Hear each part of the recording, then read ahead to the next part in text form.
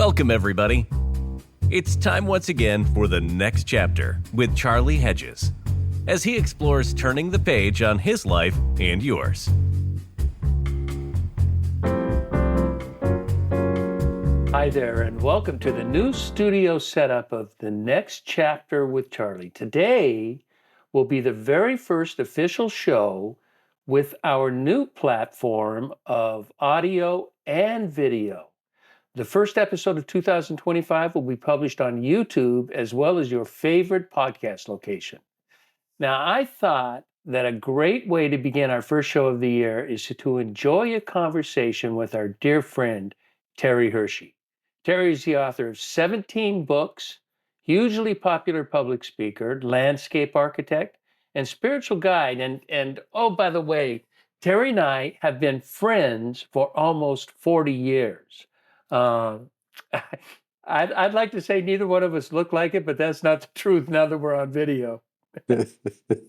So let's see what Hirsch has to say for as this show comes on the second day of the new year. Yo, Hirsch. Charles. So we're on video now, yes? Yeah. Wow. Yeah. Do I need makeup? How does this work? If anybody needs makeup, look at the top of my head. You can see the top of my head needs makeup. 40 years. So we became friends in Southern California in 86, I think. No, 83. No. I was still in seminary. Oh, Pam and yeah. I didn't get married until 95, 80. When you came to South Coast. Yeah. Oh, I was already done with what I was.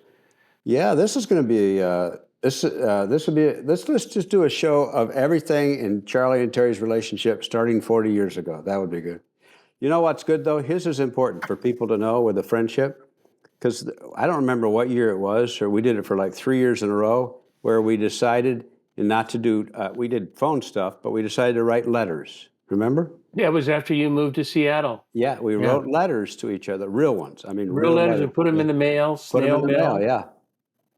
Yeah, that was great. We did that. How long did we do that? For how long? 3 years. 3 years. 3 years, and you kept all of those. I did. I kept them all. Yeah, which you're not allowed to publish. I said until I die, or we'll say this, until I die or reach 80. Well, you know what? It's an amazing thing now when I reread letters that I write, how different we communicate than when we're just doing this, typing on a machine to do an email. Really? Yeah. Oh, yes. Hands down. So, but if I were to type into a Word document and then send the Word document as an email, it would be like the letter, correct? It's similar. It depends on whether you're doing it as a writer or, because as an email, when you're doing it as email, we cut a lot of corners because we're trying to pare it all down and get it out. I see. Yeah, we don't make space in an email for. Yeah. But you know what's so cool about the letter writing? It remember the frog and turtle? Tell the frog and turtle story about the letter. Do you remember that story? The frog and toad? Yeah, frog and toad, frog and turtle. Yeah. Frog and toad. Yeah.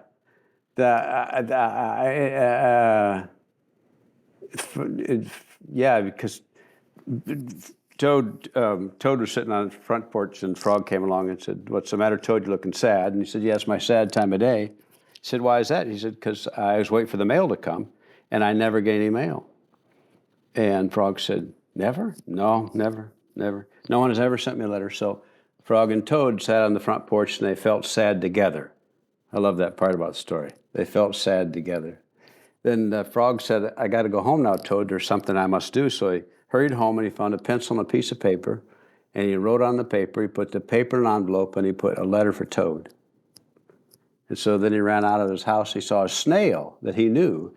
And he said to the snail, "Take this letter to Toad's house and put it in his mailbox." "Sure," said the snail, "right away." So then Frog ran back to Toad's house, and now Toad was in bed taking a nap. And Frog said, "Hey, Toad, you got to get up and wait for the mail." "No," said Toad. I'm tired of waiting for the mail. Frog looked out the window at Toad's mailbox, and the snail wasn't there yet. So he said, "No, Toad, this might be the day. And Toad said, no, I don't think it'll ever be the day. And Frog looked out the window. The snail was not there yet.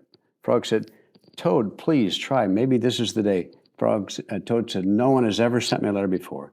No one will send me a letter today. And Frog looked out the window, and the snail was not there yet.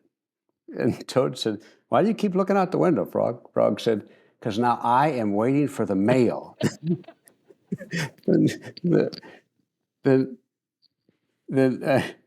Then Frog said, why are you looking out the window? And Frog said, because now I'm waiting for the mail. And Toad said, why? He said, Toad, because Frog said, because I have sent you a letter. You have, said Toad? What'd you write in that letter? Frog said, I wrote, Dear Toad, I'm glad you're my best friend, your best friend, Frog. Oh, said Toad, that makes a very good letter. So then Frog and Toad went out to the front porch to wait for the mail together. And they waited a long time because 4 days later, the snail got to Toad's house. That is a great story. And Yeah. that is the beauty. Is that not the beauty of letter writing? It is. Is the anticipation of the letter. I love stories because I read memoirs of historical people, and I love the memoirs of people who have been letter exchangers. They lived in different parts, typically of Europe, of the ones I read, but they lived in different places, and they wrote letters for years, sometimes decades. And so these are the books of the letters they've written to each other. That's incredible. The memoirs that you're looking at. Yeah. You wrote a Sabbath moment today, which you do every Monday is your grand Sabbath moment, and then you write weekly follow-ups or daily follow-ups Tuesday through Friday. And I encourage everybody. Will be a link on the site, and include on the show notes, and check out Terry's Sabbath moment. Now today you wrote about Jimmy Carter. Tell me about that. Well, I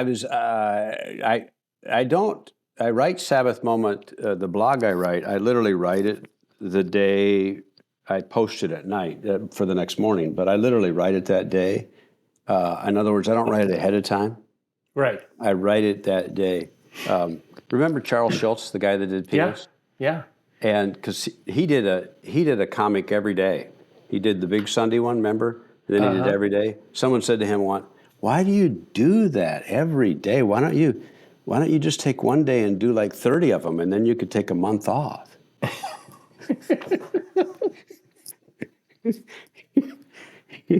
He said, why don't you just tell Rembrandt to knock out all of his paintings, and then he doesn't have to work again? Yeah. In other words, doing the art part is really, I'm at home there in the writing. So long story short, so I was writing my Sabbath moment about end of the year.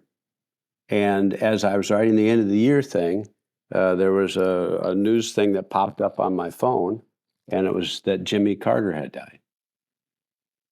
And I had written about, the last time I had written was about Rosalind Carter. Because when Rosalind died 2 years ago or whatever it was. Yeah, 23. Jimmy and Rosalind were married for 77 years. Yeah. 77 years. I know. Think about that. Longer than I am old. Exactly. Think about if you've been married to somebody for 50 years and you say to them, we still have 27 more years to go.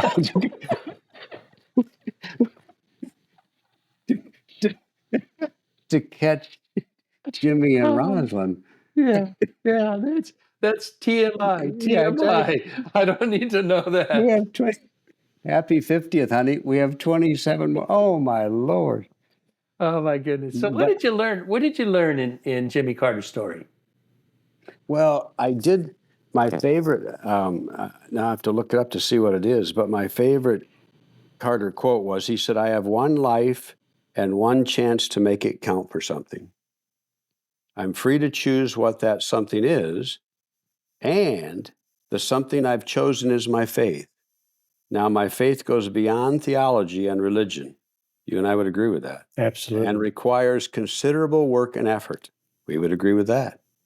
My faith demands, this is not optional, my faith demands that whatever I do, whatever I can do, and wherever I am, whenever I can, for as long as I can, with whatever I have, to try to make a difference. And I loved that grounding. I loved the way he grounded himself there. And so I wrote about the fact that the little gestures of goodness and kindness make a difference in our world. So, I'm as I was thinking about your quote, um, I was thinking on make a difference, somehow make a difference. That there's something about that phrase. I've used that phrase a lot. I so agree with Jimmy Carter. I mean, I so agree with it, with the concept of it. But making a difference feels to me almost comparative, and I don't want it to be, I don't want that I made a difference, their life has changed because of me, or they, I don't know that's exactly what Jimmy Carter, their life may be better because of something I did. But I like the idea of, with make a difference, let's just say, I think it's good to include making an impact. That's a language. I know it may sound like totally synonymous, but there's something about making an impact that rings really true with me. And that is, making a difference feels big, making an impact feels incremental, feels small. You're making, you were talking about, or you wrote about, um, um, gentleness, gentleness, and I mean, it's kindness and gentle acts of goodness as you were listening. And I think for me, kindness is the noun that changes everything. That for me, if I had a noun that I wanted to be known by, which, I don't know that I live up to that, but kindness is a big word for me. Yeah, I forget who made the quote about it, that he used to believe in people who were amazing in terms of how they did performance. He said, now that I've grown older, I'm in awe of kind people, or kind act, Oh, kindness. really? Yeah. And in other words, it's basically, I mean, whether you want to use impact or difference, it's just about our measuring, how we measure. And what's the measuring tool we use? Or actually, it's not just the measuring tool. I took my glasses off, but now I realize it's my glasses. It's the paradigm. What paradigm do we use to go through our day? And it's the, I mean, the little differences are a powerful thing. Uh, I mean, just when you open a door for someone who needed the door open for them going into the post office because they were carrying stuff, and they Yeah. actually stop and say thank you. In other words, they didn't expect. Yeah. They didn't expect. I had experience with that this past week, because Pam and I were on retreat. We were at Christmas in Phoenix. We were out of town. We were with our son, and we had an opportunity. Then we stayed at a at a resort called the Omni, and it's really nice. It's older. It's not brand new. It's older, and it has class, and just sort of fine Mexican architecture, and it was just wonderful. And the times I had an opportunity to say thank you, I am learning to pause when I say thank you, and to look someone in the eye, just briefly, not stare them down, but look them in the eye and say thank you. And you just see this smile, ear to ear smile, like they've never been told thank you in the past. Well, it's the thing about, I mean, because my Sabbath moment is about the permission to be here now. I mean, that's really what it's about, to be here now. And just those moments are really that. I mean, you pause and in other words, because anytime when someone sees you, it makes a difference in your life. He sees me. Yeah, yeah, He sees me. yeah. Right? He notices. He pays attention. In other words, he honors that I am present. She. I mean, the point is, it's a different world. We're not walking by the moment. That is the moment. Oh, that's a great saying, Terry. That's write that down. We got to. We're That's a not, yeah, that's I a know. blog. You don't. What did you say? You don't. We're not walking by the moment. We're walking in the moment. Yeah. Yeah, I love that. That is so true because I was going to say part of this whole package has to do with what we're talking about. Has to do with being if when you're walking in the now, you have to be present in the now. That means, Yeah. and the Yeah. distractions that hit us, we are just bombarded with distractions. Well, yeah, and we allow ourselves to be bombarded by it because the culture we live in is that the gift of enough, which is the other phrase I use about That's being you in have the a now. book titled that, right? The gift of enough, yeah. Yeah. I'm glad you mentioned that, Charlie. And that book is available. Uh, but the gift of enough is in the culture we live in, the paradigm we use is that more is never enough. That's the culture, our paradigm. More is never enough. I need one more, one more, one more.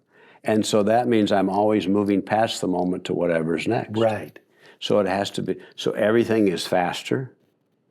I mean, even we have the capacity, and so even the permission to pause. For example, this device right here, because even if we Your have to phone. wait for 2 seconds for something, it drives us nuts. Yeah. We don't have the capacity to pause even for 2 seconds. We're like, and we do that with so many areas of our life too. I think distractions. I have even. I'm going to go theological on us right now, but I have even defined the word sin, and sin for me is anything that, sin is anything that distracts us from the love of God. Sin is a distraction. Our acts, they distract us from the love of God, and the love of God is what motivates us, what moves us, what inspires us, and what we feel when we feel that, whether we believe in God or not. It's not even that's not even, but you feel this love from somewhere. You feel this goodness, this happiness, this joy, and I think the distractions are just so freaking distracting. So, if if you want to get theological, so here's my theological thing: when you go, if you read through the New Testament, there's only one sermon that Jesus preached. Really, all the others are stories. But every encounter that Jesus has, the first thing Jesus does is he pays attention. In other words, look Yeah. at a certain tree or a certain fruit or a Right. certain bird. In other words, it's like time out, pause, be here. In other words, whatever the distractions are have gone away. Look at this. In other words, he brings their attention to right here. And that's the power of the parable, Yeah. is that be here now.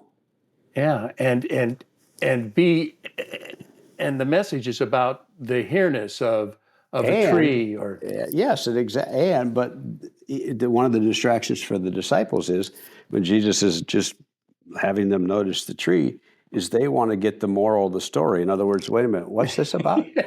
In other words, we have to move on from this. We have to go somewhere with this. yeah. And he's like, just hang with me for a minute, will you? I think that's a literal biblical phrase. Just hang with me for a minute, will you? Yeah. Yeah. I think that's a wonderful idea. You know what I want to do is let's I want to take a look at 2025 2025 options. What might be good for you in 2025? What might be good for you to do in 2025? And we both have the same feeling about New Year's resolutions. And, I don't want to call them New Year's resolutions, maybe New Year's influences, things that I'm influencing. This is a good time of year. This is a very convenient time of year, end of one year, beginning of another, to say, oh, here are some things I might like to do differently, or might like to, continue doing. But you gave me a phrase that I really think is good to think about, and that's, let's talk about in 2025, Terry. What are things you said? Let's talk about things you honor. I like that. I like that. What are the things you honor? And one of the first things that comes to that is honoring the present moment, honoring yourself enough to be to saturate yourself in this present moment. And what's going on, like right now, would be very easy for me to be distracted, with the first time doing the show, cameras rolling, I'm looking at notes, and I've got to lose all of that and just fall into this moment with my friend. And So two things. One is because the word honor literally means, the literal translation of honor is, it means to make space. You make space for something. When you honor something, you make space for it. I like that. I like that. In other words, it's not just a cognitive thing. That's why I like it. In other words, it's not like, okay, I honor you. No, I literally have made space for you. So that's honoring. And so whatever the moment is. And here's a paradigm for you, and then I'll answer your question, if I can. But Michael Jordan, who wasn't bad in his craft, Yeah. right? You ready for this? When he was asked about game-winning shots he had, and by the way, he missed more game-winning shots than he made. Right. Yeah. I know, but when he was asked about them, he said, and I loved this. He said, even though it's just everything was so. Speaking of distract, you could be easily distracted, right? And then you get the ball stolen away, et cetera. He said, whenever I would go up for that shot, he said, time always froze. Time stopped. In other words, everything was slow motion. What I loved about that is he honored that moment in himself. In other words, it wasn't about, am I going to make it or miss it? Are we going to win or lose? I loved that about that. Yeah. In other words, for them, it was just, he was in the shot. And he said, everything froze. And I was, in other words, he didn't use the word content, but it was like, I was in it. In other words, he was fully alive in that. I loved that. For that moment. For that moment. In that moment, and then the clutter and the chaos and the distractions and all of that happened. And then But then it's almost like he sets himself up for that moment. He knows that moment is going to come, and then when that moment appears.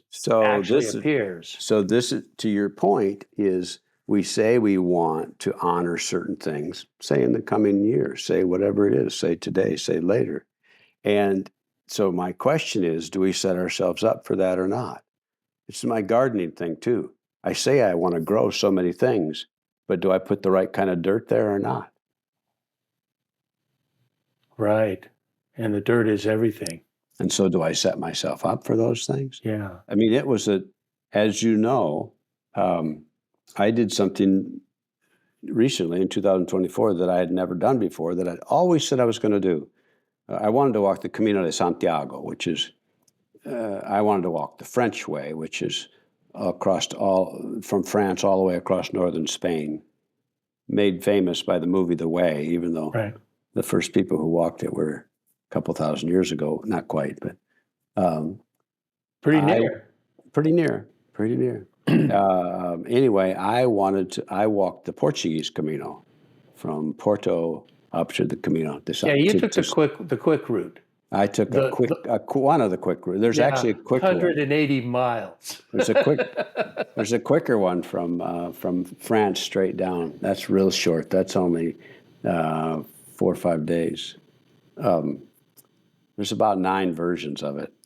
But I had said it's one of those things, but we do that a lot, I think I would like to, or I'm going to, and it's someday.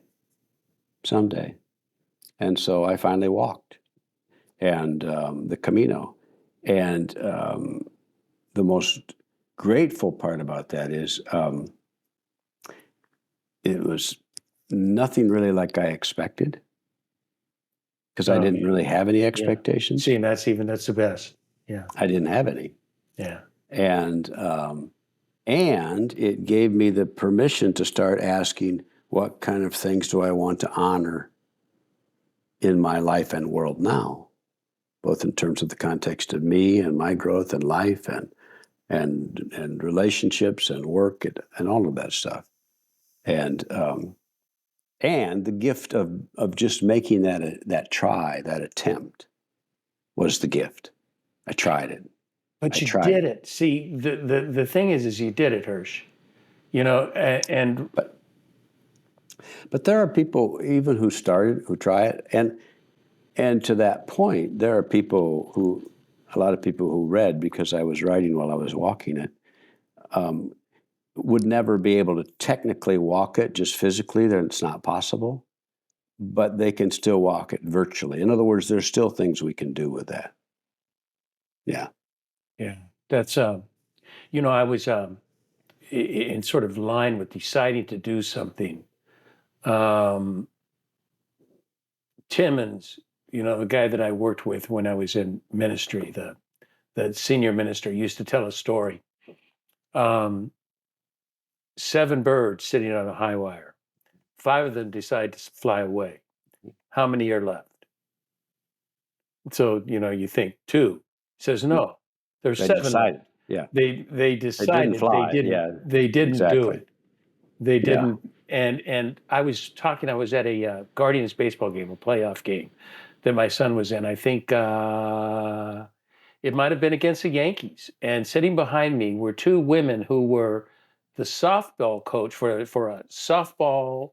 A Guardians professional baseball has a volunteer softball team that they sponsor, and these 2 young women were the coaches of that. And I'm telling you, I've never sat with anybody as knowledgeable of baseball as these 2 women. They were just, you know, we could talk levels of baseball that people don't normally talk. So, you know, we started you know, kind of a little friendship, a little talking thing. And one of the women said, we were talking about vacations. One of the women said, you know, I'm going to have to find the time to take a vacation because I never take a vacation. And my comment to her was, can I give you another verb? Yeah. And she said, what? And I said, another verb, you know, not find the time. It's just you make the time. Yeah. You decide to do it and you make the time. It is, and something we'll talk about today or in a little bit because we're getting close, is choice. And I will say to this too, and I'll add one more element of that too, is that I would have said to her, are you working right now? And she would have said no. I said, so this is kind of a vacation, yes? Mm. I mean, how many of these kind of games do you get to go to? Yeah. And she would have answered probably not a lot, right? Right. In other words, in a playoff game. But I'm saying, honor this. This is a one-game vacation. In other words, begin to name the places we've already given ourselves the permission to make those choices. You made this happen, I would say to her. And now you're giving yourself grief because you didn't make a longer one happen. And it is a decision. It is a choice. It is. You know, we're getting near the end of the show here, and you know what I'd like to do is I would like to reveal. Let's open ourselves up, and let's reveal what would be, and it's something. It could be something you were already doing, or something new you want to do. But what one thing, not the top thing, but one of the several things you want to honor in 2025, what would those be? Or what would that be? What I want to honor is that when I'm talking to my friend Charlie, is I want him to go first whenever we have a conversation about this kind Well, of thing. you know what we're going to do is that the next time we talk, I'm going to let you host a show, Yeah, and then you could make me go first. yeah. That reminds me back in the day. I'm gonna uh, um, uh, I'm gonna honor treating more times of what I do as pilgrimages, because what I did was a pilgrimage, and it made a difference in the way I walk through that time. And so, if I see a framework of whatever I'm about to do, I've already started to do that in little bits of 2025. I see it as a pilgrimage, and it makes a difference in the way I. In other words, I don't have to get to the end quite yet. I like the pilgrimage part Oh, so you're taking the journey motif very seriously, extremely seriously. Yeah, and it's all part of the process. It's the daily everything we've been talking about. It's the daily accepting the day, treasuring the day, enjoying the day, and knowing that that is going to be a part of who Terry is tomorrow. and then if I do that, if I honor that more, which is back to the word honor, then it comes out in my writing. It comes out in what I do, Yeah. and it comes out just naturally in what I do. In other words, it's not because I had the topic to write about it. It's just simply it's a reflection of what's going on there. And so I've um, th- there was all that's a new element for me, is the pilgrimage aspect of it, the gratitude for that, because there's always been, and part of my psyche going back to when I was young is that I had to have all the T's crossed and all the I's dotted. Yeah. Yeah. And now they're not. No. And in fact, Where are they? Where are the T's? Where are the T's to cross and where are the I's to dot? well, plus they're unbelievably attractive to see uncrossed and undotted. That would be fun. That would be fun to write a paragraph that way. Yeah. Well, or using your when you're doing your painting thing, you start with painting that way too. You don't know what the T's are going to be crossed when you start. Oh, painting! I had no idea. Yeah. I had no idea. It was a gut feel, and they were all portraits of my soul, because they would just be contemporary, just movements of color. It would Yeah. be portraits of my soul. Yeah. Well, I love that. I love that. I want to take that too. Because I feel like that is much the way I've been living. Um, but I think this is just the idea of a pilgrimage takes it a step further.